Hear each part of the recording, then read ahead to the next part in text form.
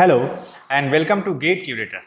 हम लोग data structure full lecture series में लीनियर डेटा स्ट्रक्चर पढ़ रहे थे। लीनियर डेटा स्ट्रक्चर में हमने कई सारे डेटा स्ट्रक्चर देखे, जैसे एरे देखा, लिंक लिस्ट देखा, स्टैक डेटा स्ट्रक्चर देखा हम लोगों ने, उसके बाद क्यू डेटा स्ट्रक्चर देखा, इनके एप्लीकेशंस देखे और इन पे वेरियस ऑपरेशंस कैसे हम लोग परफॉर्म करते हैं, ये सारी चीज़ें हम लोग देख चुके हैं। अब जो हम लोगों का नेक्स्ट टॉपिक है वो नॉन लीनियर डेटा स्ट्रक्चर है। नॉन लीनियर डेटा स्ट्रक्चर क्या होते हैं, कौन से उस पर ऑपरेशंस होते हैं, उन ऑपरेशंस को हम लोग कैसे परफॉर्म करेंगे, कैसे non linear data structure memory में रिप्रेजेंट होते हैं, ये सारी चीजें अब हम लोगों का कंसर्न है देखना। तो इस लेक्चर में हम लोग नॉन लीनियर में जो पहला डेटा स्ट्रक्चर है ट्री डेटा स्ट्रक्चर, उसको स्टार्ट करेंगे। ट्री डेटा स्ट्रक्चर पढ़ने से पहले हम लोग जरा अच्छे से ये समझेंगे कि ये लीनियर और नॉन लीनियर होता क्या है। एक्चुअली पूरा कोर्स खत्म हो जाता है कई बार, लेकिन स्टूडेंट्स के मन में ये कंफ्यूजन रह जाता है कि क्यों ये लीनियर है, क्यों ये नॉन लीनियर है। तो इस लीनियरिटी नॉन लीनियरिटी का क्या मीनिंग है, हम लोग पहले इसको समझेंगे। उसके बाद हम लोग इस लेक्चर में देखेंगे कि क्या बेसिक टर्मिनोलॉजीज यूज होती हैं ट्री में, ट्री के कुछ एलिमेंट्री एप्लीकेशंस क्या है, ये हम लोग देखेंगे। तो ये सारी चीजें हम लोग इस लेक्चर में देखने वाले हैं। तो आइए हम लोग ये लेक्चर डिटेल में स्टार्ट करें और सबसे पहले हम लोग समझते हैं कि आखिर ये नॉन लीनियरिटी होती क्या है डेटा स्ट्रक्चर्स में। जब हम नॉन लीनियर डेटा स्ट्रक्चर बोलते हैं तो उसका क्या मीनिंग होता है, यहाँ से हम लोग लेक्चर स्टार्ट करते हैं। तो इस लेक्चर में हमें देखना है ट्री।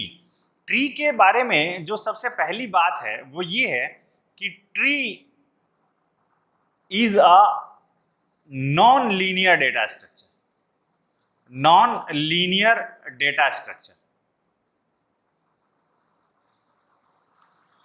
तो अब सबसे पहले हम लोग इस लेक्चर में ये नॉन लीनियरिटी को ही समझने वाले हैं कि ये नॉन लीनियर क्या होता है। जैसे कभी कभी ऐसी सिचुएशन आ जाती है कि वहां पे ये सीक्वेंशियल ऑर्डर काम नहीं करता और हमें एलिमेंट्स को किसी न किसी पर्टिकुलर हायरार्की के फॉर्म में रखना होता है। जैसे सपोज करिए कि आपकी क्लास है, आपकी क्लास में सपोज करिए 60 स्टूडेंट्स हैं। अब ये 60 स्टूडेंट्स आपस में ये लीनियर एक स्ट्रक्चर को फॉर्म करते हैं। लीनियर स्ट्रक्चर का क्या मीनिंग है? लीनियर स्ट्रक्चर का मतलब है कि कोई स्टूडेंट कहीं भी बैठ सकता है, एक बैठा है उसके बगल में दूसरा बैठ सकता है, उसके बगल में तीसरा बैठ सकता है, उसके पीछे बैठ सकता है। तो जो पहला स्टूडेंट बैठा है, जो दूसरा स्टूडेंट बैठ रहा है, उसके रेस्पेक्ट में वो नहीं बैठता है। पहले के बाद जहां जगह खाली होती है वहां बैठ जाता है, उसके रेस्पेक्ट टाइप की चीज नहीं होती। आपस में स्टूडेंट्स में कोई हायरार्की नहीं होती है, सारे स्टूडेंट्स एक ही लेवल पे होते हैं, एक लीनियर सीक्वेंस फॉर्म करते हैं, सारे स्टूडेंट्स सेम हैं। तो इन सबको हम एक एरे में रख सकते हैं, एक लीनियर इनका हम अरेंजमेंट बना सकते हैं। लेकिन सपोज करिए उसी क्लास में जब कोई टीचर आ जाता है तो सारे स्टूडेंट्स अब उस टीचर के रेस्पेक्ट में बैठते हैं। रेस्पेक्ट में का कहने का मतलब ये है कि जिधर को व्हाइट बोर्ड लगा होगा टीचर वहां पे रहेगा और उसके सामने सारे स्टूडेंट्स। ऐसा नहीं है कि टीचर इधर पढ़ा रहा और स्टूडेंट ने पीछे की तरफ मुंह कर लिया अपना, ऐसा नहीं होता। उसके रेस्पेक्ट में तो एक यहाँ पे हायरार्की फॉर्म हो गई कि टीचर और उसके बाद स्टूडेंट। इस तरीके से आप कुछ ऐसा समझिए। अगर ये इतने अच्छे से समझ नहीं आया तो एक हम लोग यहाँ पे ये कॉन्सेप्ट लेके देखते हैं। जैसे सपोज करिए हम ये सिस्टम बना रहे हैं एक, जैसे हम कंप्यूटर को कैटेगराइज करते हैं। कंप्यूटर्स की कुछ कैटेगरीज हम देखना चाहते हैं, क्या क्या कैटेगरी होती हैं कंप्यूटर्स की। कैटेगरी जैसे एक कोई डिजिटल कंप्यूटर हम लोग बोल सकते हैं, सिंपल। कोई हम लोग सुपर कंप्यूटर, एनालॉग कंप्यूटर बोल सकते हैं, डिजिटल, एनालॉग या हाइब्रिड, डिजिटल और एनालॉग का दोनों का मिक्सचर, हाइब्रिड कंप्यूटर बोल सकते हैं। ये कंप्यूटर के 3 पॉसिबल टाइप्स हो सकते हैं। अब ये जो डिजिटल कंप्यूटर है ये कई तरीके का हो सकता है। ये कंप्यूटर माइक्रो कंप्यूटर हो सकता है, सुपर कंप्यूटर हो सकता है, या कोई मेन फ्रेम हो सकता है। माइक्रो कंप्यूटर फर्दर कई तरीके का हो सकता है, डेस्कटॉप हो सकता है, लैपटॉप हो सकता है।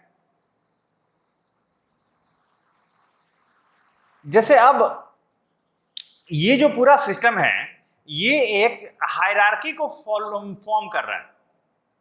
ये एक हायरार्की को फॉर्म कर रहा है। हायरार्की फॉर्म करने का मतलब ये है कि अब हम जैसे आप कंप्यूटर को भी इसी लाइन में नहीं लिख सकते कि हाइब्रिड के बगल में लिख दें या माइक्रो सुपर को इसके, क्योंकि ये तीन जो है कंप्यूटर की हायरार्की है, कंप्यूटर के टाइप हैं। उसके बाद माइक्रो सुपर और मेन फ्रेम ये जो है डिजिटल कंप्यूटर के टाइप हैं। डेस्कटॉप लैपटॉप माइक्रो कंप्यूटर के टाइप हैं। ये है उसी में के बट उसके सब टाइप हैं। तो यहाँ पे एक हायरार्की फॉर्म हो रही है। अब अगर हमें इसी सिस्टम को अपने कंप्यूटर में रिप्रेजेंट करना है, मेमोरी में रिप्रेजेंट करना है, तो हमको एक डेटा स्ट्रक्चर बनाना पड़ेगा। ये ऑलरेडी ट्री बना हुआ है, ट्री ऐसी ही कोई चीज है। तो यहाँ पे एक हायरार्की फॉर्म हो रही है। तो ऐसी सिचुएशन आती है जहाँ पे जो हमारा अरेंजमेंट है वो हायरार्की के फॉर्म में रखा जाएगा, एक के बाद एक इस तरीके से, कहीं भी इंडिपेंडेंटली अपने मन से नहीं रखा जाएगा। कोई एक आएगा तो उसके रेस्पेक्ट में अगले आएंगे। जैसे कंप्यूटर जहाँ भी रखा होगा, अब उसके ये सबसिक्वेंट नोड जो भी हैं ये उसके आसपास जिस तरीके का अरेंजमेंट हमने बना लिया ऐसे रखते हैं। तो कोई लीनियर और नॉन लीनियर ये समझने वाली चीज है, और मुझे उम्मीद है कि आपको ये समझ में आ गया होगा। अब हम लोग आगे बढ़ते हैं, जैसे ट्री के एप्लीकेशंस क्या क्या है, एक छोटा सा हम लोग देख लें, उसके बाद ट्री की डिफिनीशन और बाकी सारी चीजें देखते हैं। एप्लीकेशन ऑफ ट्री, क्या क्या ट्री के एप्लीकेशंस हैं ये हम जरा देखना चाहते हैं शॉर्ट फॉर्म में। जैसे जो ट्री डेटा स्ट्रक्चर है, ये जो हमारा ऑपरेटिंग सिस्टम होता है, operating system file manager, files को मैनेज करता है। Operating system works as a manager. ये आप लोगों ने अगर ओएस पढ़ा है तो कहीं पे पढ़ा होगा, अगर नहीं पढ़ा है तो आगे ऑपरेटिंग सिस्टम जब आप पढ़ेंगे तो ये आप पढ़ेंगे टर्म की operating system works as manager. यानी मैनेजर, तो ऑपरेटिंग सिस्टम किसका मैनेजर होता है? ऑपरेटिंग सिस्टम फाइल्स का मैनेजर होता है, फाइल्स को मैनेज करता है और रखता है। तो ये फाइल्स को जो हायरार्किकल फॉर्म में, ट्री के फॉर्म में ही ऑपरेटिंग सिस्टम फाइल्स को मैनेज करता है। तो यहाँ पे इसका ट्री स्ट्रक्चर का एक यूज समझ में आता है। जैसे डेटाबेस होते हैं जो हमारे लार्ज डेटाबेसेस जो बनते हैं, डेटाबेस जो है ये पूरे ट्री के फॉर्म में सारा डेटा जो स्टोर होता है वो ट्री के फॉर्म में स्टोर होता है। अच्छा, ये सब क्यों होता है ट्री के फॉर्म में स्टोर, इसका क्या बेनिफिट है, ये हम लोग अभी देखेंगे आने वाले लेक्चर्स में कि कैसे हम ट्री डेटा स्ट्रक्चर में जब चीजें रखते हैं तो हमारे लिए आसान हो जाता है और टाइम कम लगता है उसके ऑपरेशन को परफॉर्म करने का। ये हम लोग अभी आने वाले लेक्चर में देखेंगे। अभी हम देखने वाले हैं कि ऐसा ऐसा होता है यहाँ पे। ये थोड़ा दिमाग में बिठा के रखने से ऐसा चीजें अच्छे से समझ में आती है कि हाँ यहाँ पे इसका एप्लीकेशन, इसीलिए ऐसा पर्टिकुलर एप्लीकेशन हो रहा था। तो जो डेटाबेसेस हैं वो ट्री के फॉर्म में डेटा को स्टोर करते हैं। मेनली दो ट्री हैं, एक तो ट्री का हम लोग ये वेरिएंट्स में पढ़ेंगे बी ट्री, या एक होता है B plus tree. Data structure mostly B plus या बी प्लस ट्री के फॉर्म में स्टोर होते हैं, डेटा जो भी है उसका डेटाबेस में स्टोर डेटा। नेक्स्ट है, जैसे कंपाइलर में, जैसे कोई प्रोग्राम आप लिखते हो उसके बाद कंपाइल करते हो, तो जब प्रोग्राम कंपाइल करते हो तो कंपाइलर की हेल्प से कंपाइल करते हो। तो वो कंपाइलर जो है उसके कंपाइलेशन में बहुत सारी फेजेज होती हैं। उसमें एक सिंटैक्टिक फेज होती है, सिंटैक्टिक स्ट्रक्चर बनता है सिंटैक्स एनालिसिस में। सिंटैक्टिक स्ट्रक्चर, तो किसी प्रोग्राम का जो सिंटैक्टिक स्ट्रक्चर होता है वो रिप्रेजेंट होता है ट्री के फॉर्म में। एक हम लोगों ने स्टैक की हेल्प से एक्सप्रेशन इवैल्यूएशन सीखा हुआ है, बट एक्सप्रेशन इवैल्यूएशन जो है हम लोग ट्री के हेल्प से भी कर सकते हैं, किसी ट्री का भी यूज कर सकते हैं किसी एक्सप्रेशन को इवैल्यूएट करने में। तो ये सारी चीजें हैं जो सिंपल एप्लीकेशंस हैं ट्री के, हम लोगों ने पहले ही देख लिया। अब हम आगे की स्टडी अपनी करते हैं। अब हम डिफाइन करते हैं कि ट्री क्या है, व्हाट इज ट्री, ट्री की डिफिनीशन। तो कोई भी ट्री जो है, ट्री कैपिटल टी से रिप्रेजेंट होता है। Tree capital T equals to V comma E is any collection of nodes, collection of nodes and edges, collection of nodes and edges which does not contain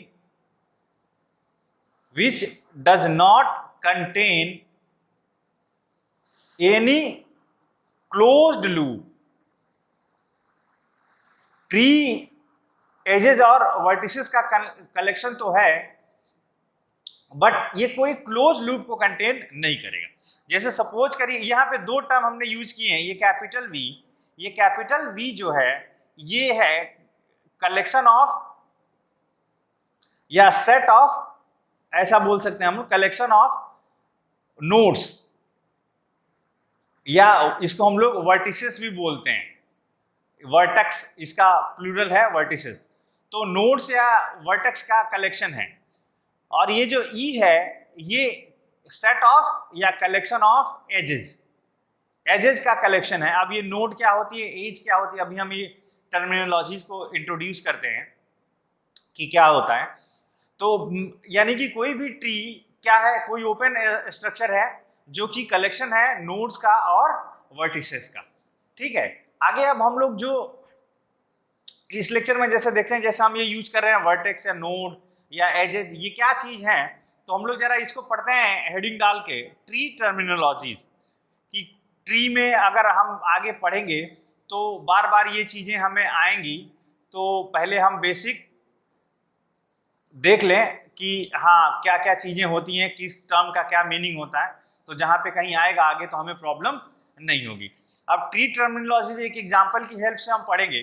जैसे suppose करिए मैं ये कोई एक general tree बना लेता हूं, जैसे सपोज करिए A B C D E, इसके लेफ्ट में एफ और इधर जी, और यहाँ पे रख लेते हैं एच को, और यहाँ पे रख लेते हैं जे को, और यहाँ पे रख लेते हैं हम आई को। इस तरीके से सपोज करिए ये ट्री बनी हुई है। अब हम लोग इसमें एक एक करके टर्मिनोलॉजीज देखते हैं क्या है। यह सबसे पहली टर्मिनोलॉजी आती है रूट। हर ट्री का, चाहे वो किसी भी, चाहे वो बाइनरी हो, चाहे वो टर्नरी हो, चाहे वो किसी भी डिग्री ऑर्डर की ट्री हो, हर ट्री का एक रूट होता है। इवन ट्री की डिफिनीशन यही होती है कि tree is a rooted data structure. Rooted data structure का क्या मतलब है? रूटेड डेटा स्ट्रक्चर का मतलब ये है कि जो पहला नोड है इसमें, इस ट्री का फर्स्ट नोड, बाकी सारे नोड उसी के रेस्पेक्ट में रखे जाते हैं। तो जैसे इस ट्री का जो रूट है, ये जो हमने ट्री बनाया हुआ है, यहाँ पे A is root of this tree, root of tree. यहीं से ट्री हम लोग ये मान के चलते हैं कि यहीं से ट्री शुरू हो रही है। तो ये ट्री कहाँ से शुरू हो रही है? A से। A ही इस ट्री का रूट है। रूट के बाद अब जैसे एक बार बार टर्म आता है नोड, हम लोग बोलते हैं ना नोड, जैसे इवन रूट को भी हम लोग बोलते हैं रूट नोड। नोड क्या होता है? हर डेटा आइटम को ट्री में हम लोग बोलते हैं नोड।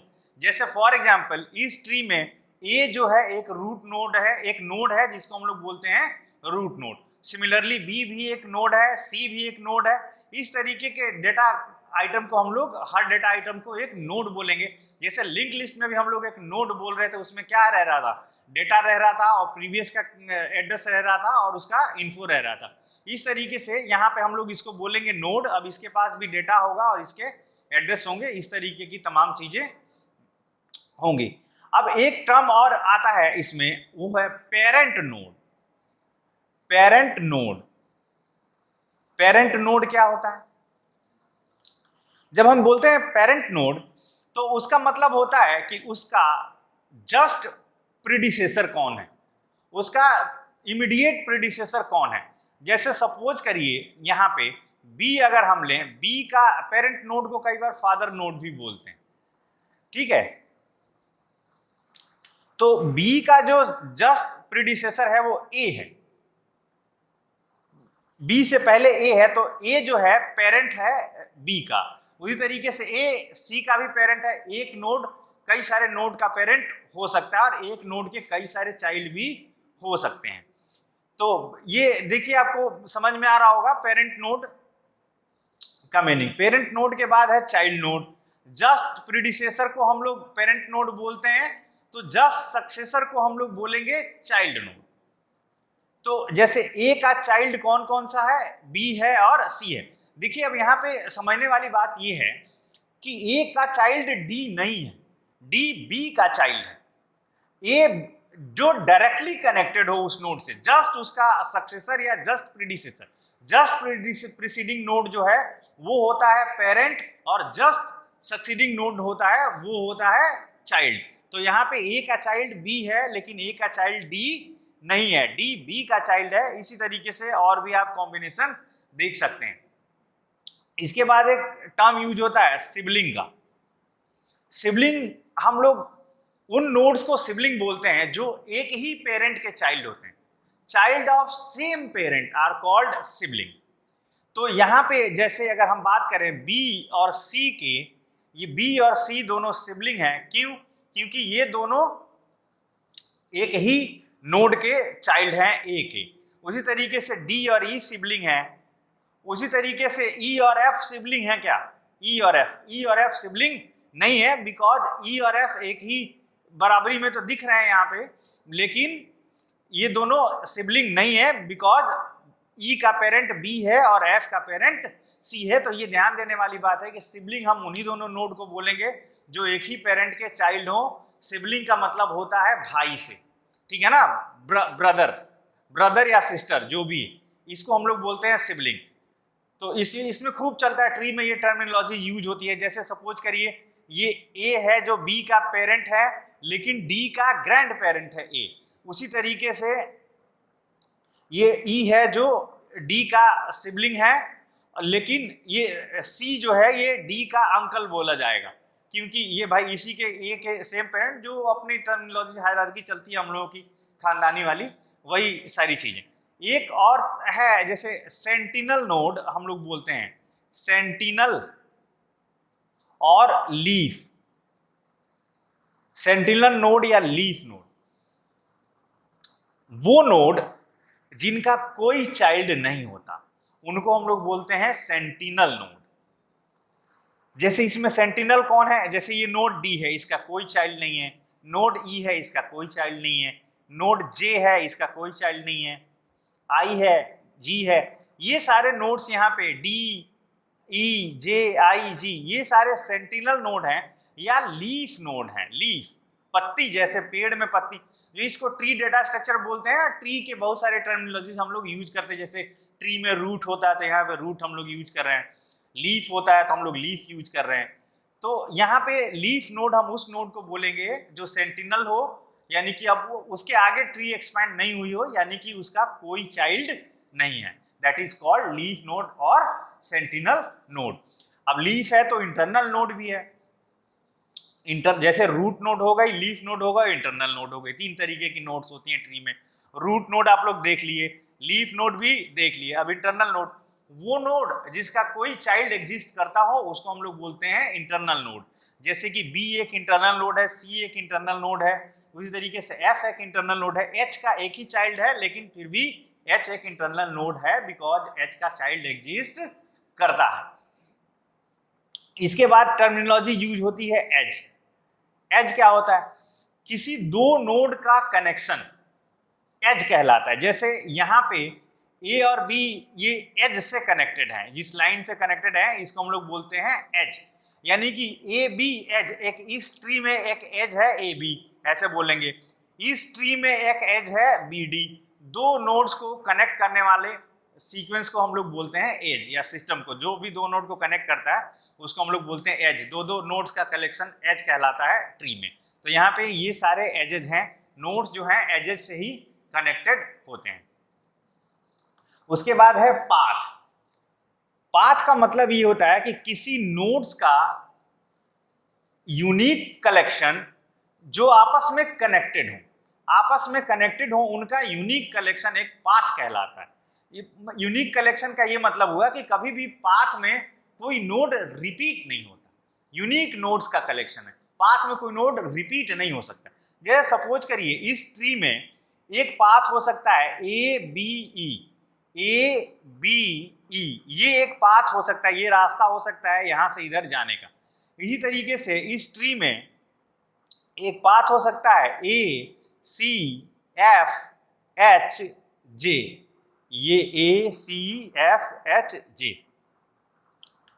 लेकिन इस ट्री में क्या ये भी पाथ होगा क्या? A B E H J, ये एक पाथ होगा इस ट्री में? ये इस ट्री में एक पाथ नहीं होगा बिकॉज ये नोड्स ई से एच और जे ये कनेक्टेड नहीं है, तो हम लोग पाथ केवल उन्हीं को यूनिक नोड्स के यूनिक कलेक्शन को पाथ बोलते हैं जो आपस में कनेक्टेड है, एक दूसरे से एजेज से जुड़े हुए हैं। तो इस तरीके से ये सब पाथ हो सकते हैं और कुछ पाथ नहीं हो सकते हैं। ठीक है, तो ये सारी चीजें हैं ट्री के बारे में, ये बेसिक टर्मिनोलॉजीज हैं जो हमें आपसे डिस्कस करना था और हमने देख भी लिया।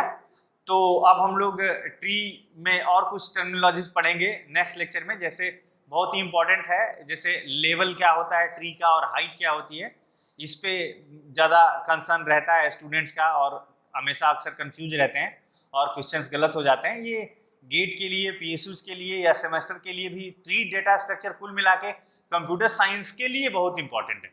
आप कंप्यूटर साइंस में कोई भी अब आगे सब्जेक्ट पढ़ेंगे उधर ट्री जरूर आया रहेगा, किसी न किसी फॉर्म में यूज होता है, कहीं ना कहीं बार बार आ जाता है। तो ट्री एक बहुत ही इंपॉर्टेंट डेटा स्ट्रक्चर है, इसको हम लोग स्किप नहीं कर सकते इसके किसी भी कॉन्सेप्ट को। तो इस लेक्चर में फिलहाल हम इतना ही रखते हैं और नेक्स्ट लेक्चर में हम लोग पढ़ेंगे ट्री की हाइट क्या होती है या लेवल क्या होता है, और किसी ट्री को बाइनरी ट्री क्या होती है, इसका हम लोग इंट्रोडक्शन देखेंगे। ठीक है, तो इस लेक्चर में हम लोग फिलहाल इतना ही रखते हैं और जल्द मिलते हैं अगले लेक्चर के साथ, जिसमें हम ये देखेंगे कि हाइट लेवल क्या होता है और बाइनरी ट्री क्या होती है। तो तब तक के लिए बाय।